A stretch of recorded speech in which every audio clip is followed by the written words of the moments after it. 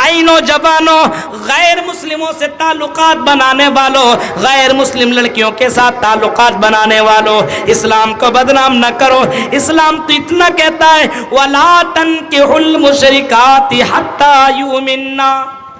لفظ جہاد کرنے والوں، قرآن کی آیت کو کبھی آپ نے پڑھا؟ موقع ملے گا تب نہ پڑھیں گے۔ لفظ جہاد، جہاد ایک بہت پاکیزہ نام ہے۔ جہاد کا معنی یہ ہے کہ آپ کے گاؤں میں کوئی برائی ہے تو برائی کو روکو، یہ بھی جہاد ہے۔ اپنے ماں باپ کی خدمت کرنا، یہ بھی جہاد ہے۔ اب لفظ جہاد کہہ کر کے مسلمانوں کو جیلوں کے اندر ڈالا جا رہا ہے، اور یہ مسلمان سدھرنے کا نام ہی نہیں لیتے۔ اس کو پیار کا بھوت ایسا سوار ہو جاتا ہے کہ ماں باپ کو بھی چھوڑ دیتا ہے، رشتہ دار کو بھی چھوڑ دیتا، بھاگ گیا کسی لڑکی کے ساتھ۔ غیر مسلم، ارے غیر مسلم چھوڑو، مسلمان لڑکیوں کے ساتھ بھی یہ کام نہیں کر سکتے ہو۔ اور یاد رکھیے یہ زنا کیوں ہو رہا جانتے ہیں؟ آج ہماری ذمہ داری ہم نے نبھائی نہیں۔ آج ہم دین سے دور کیوں ہیں؟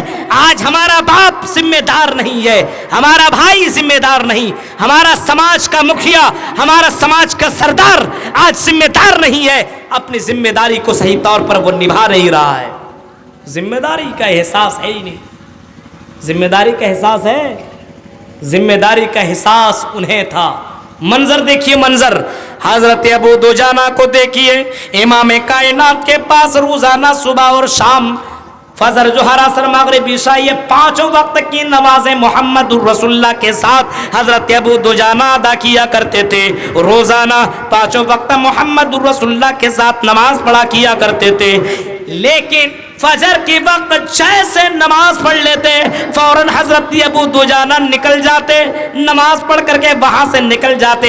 محمد الرسول اللہ لوگوں کو دعوت دیتے، لوگوں کو تقریر کرتے، لوگوں کو واعظ و نصیحت کرتے، لوگوں کو جنت و جہنم کا بیان سناتے، لوگوں کو دینی مسائل بیان کرتے۔ لیکن حضرت ابو دجانہ نبی اکرم صلی اللہ علیہ وسلم کی باتوں کو نہ سنتے، فوراً نماز پڑھ کر کے گھر کی طرف نکل جاتے۔ ایک دن، دو دن، تین دن، 4 دن، 10 دن لگاتار یہی کرتے رہے۔ امام کائنات نے ایک مرتبہ حضرت ابو دجانہ کو روکا، اے ابو دجانہ، روزانہ کیا مسئلہ ہے کہ تم فجر، ظہر، عصر، مغرب، عشاء تو میرے ساتھ نماز پڑھتے ہو، لیکن فجر کے وقت تم فوراً نکل جاتے ہو؟ کیا تمہیں قرآن و حدیث سننے کا دل نہیں کرتا؟ کیا تمہیں حدیث سننے کا دل نہیں کرتا؟ کیا تمہیں دینی مسائل معلوم کرنے کا دل نہیں کرتا؟ حضرت ابو دجانہ کی آنکھوں میں آنسو آ گئے اور کہا اللہ کے نبی کیوں نہیں؟ اے اللہ کے نبی، میرا دل تو کرتا ہے کہ میں آپ کی حدیثیں سنوں، آپ کی باتیں سنوں، لیکن اللہ کے نبی کیا کروں؟ اللہ کے نبی میرا ایک پرابلم ہے، پریشانی ہے۔ آپ نے فرمایا ابو دجانہ بتاؤ وہ کون سی پریشانی ہے؟ حضرت ابو دجانہ کہتے اللہ کے نبی میں جس گھر میں رہتا ہوں، جس مکان میں رہتا ہوں، میرے بغل میں ایک یہودی کا بھی گھر بسا ہوا ہے، ایک یہودی بھی رہتا ہے، اور اس کے یہاں ایک پھلدار درخت بھی ہے، اور اس کے ٹہنیاں، اس کے ڈالیاں میرے گھر کے چھتوں پہ، میرے گھر کے صحن کے اوپر آئے ہوئے ہیں۔ اللہ کے نبی رات میں جب ہوا چلتی ہے تو اس کے پھل میرے گھر کے صحن میں گر جاتے ہیں۔ صحن جانتے ہیں نا، جیسے یہ دیوار ہے اور دیوار کی طرف وہ درخت ہے اور اس کی ٹہنیاں ادھر لگی ہوئی ہو، اور اس ٹہنیوں سے اگر پھل نیچے گر جائے تو ظاہر سی بات درخت ان کا ہے تو پھل ان کا ہونا چاہیے۔ ابو دجانہ کہتے اللہ کے نبی اسی وجہ سے میں گھر جاتا ہوں کہ کہیں وہ پھل میرے بچے نہ کھا لیں۔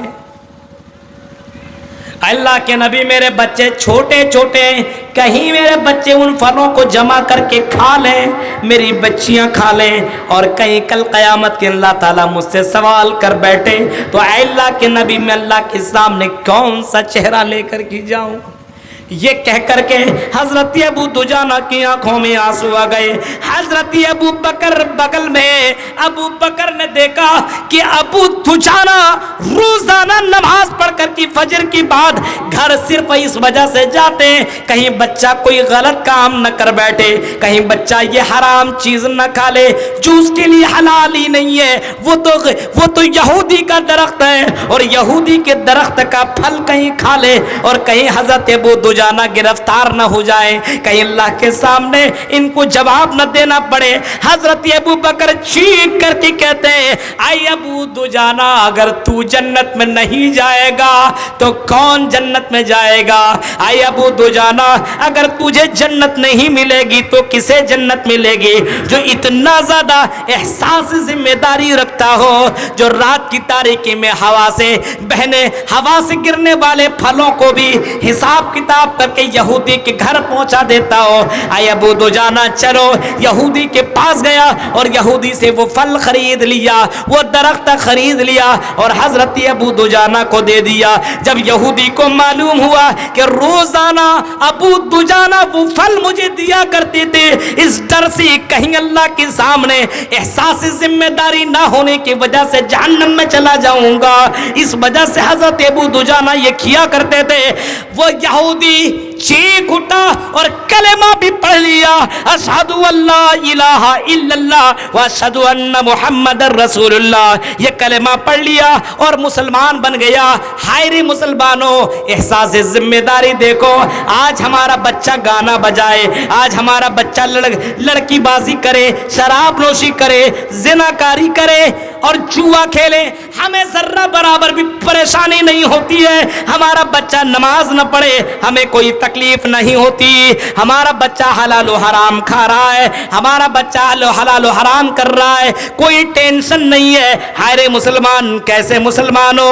नबी अकरम ने कभी फरमाया था, कुल्लुकुम राइन व कुल्लुकुम मसऊलुन अन रइयतिही।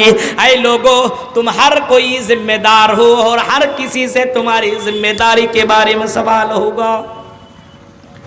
दीन से दूरी की वजह यही है कि हम एहसास जिम्मेदार नहीं है, हमारे अंदर जिम्मेदारी नहीं की कोई चीज ही नहीं।